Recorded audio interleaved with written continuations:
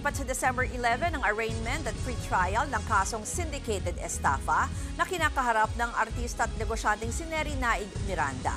Patuloy naman ang paghahanap sa iba pang opisyal ng Dermacare, ang inirereklamong kumpanya sa kaso. Para sa ibang detalye, makakausap natin si Gary De Leon. Gary, bakit man na-move itong arraignment at pre-trial at nasa na ngayon si Neri?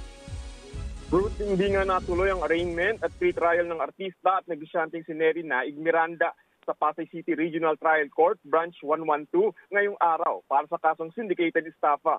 Hindi raw kasi nakapagbigay ng komento ang piskal para sa motion to quash na inihain ng kampo ni Neri. Dahil dito, nagbigay na lamang ng 10 araw na extension ang korte at nire-reschedule sa December 11 ang arraignment at pre-trial niya. Hindi na dumalo ang legal counsel ng dalawang complainant ni Neri habang nananatili naman siya sa ospital matapos bigyan ng 5 araw na medical furlough o yung pansamantalang paglaya para makapagpagamot.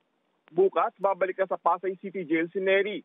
Samantala, inaantay naman ng RTC Branch 111 ang kusang pagsuko ng isa pang artista at komedyante si Rupa May Quinto para makapaglagak ng piyansa. Para rin ito sa mga umano'y paglabag niya sa Securities and Regulation Code na may kinalaman sa kumpanyang ine-endorso rin ni Neri.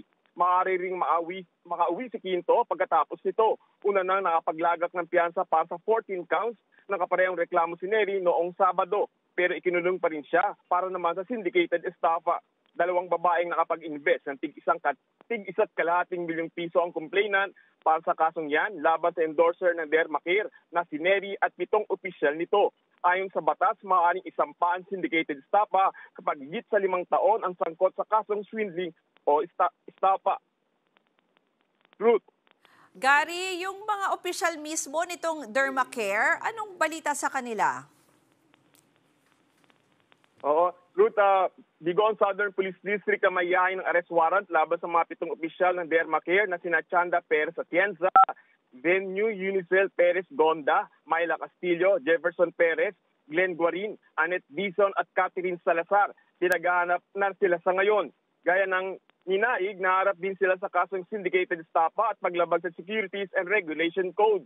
Sabi ng RTC Branch 111 at 112, tanging si Neri pa lang ang dinididig nila ngayon dahil wala pa raw jurisdiction ng korte sa mga at-large na opisyal ng Dermacare hanggang hindi pa sila naaaresto.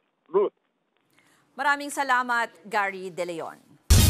Mga kapatid, ako po si Ruth Cabal.